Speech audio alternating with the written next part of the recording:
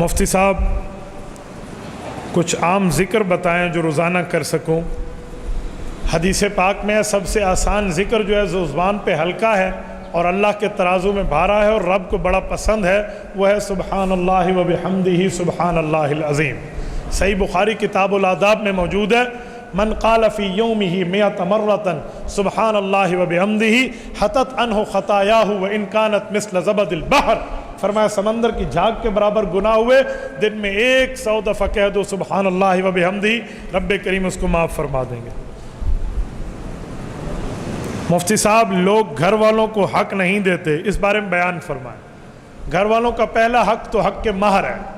اگر آپ کی شادی ہو گئی اور آپ نے مہر ادا نہ کیا اور آپ مر گئے تو جب آپ کی وراثت کی تقسیم ہوگی نا تو قرآن کہتا ہے من بعد وصیۃ یوصی بہا او دین، یہ قرض ہے، پہلے حق کے مہر کا قرضہ نکال کے بیوی کو دیا جائے گا، پھر وراثت تقسیم ہوگی۔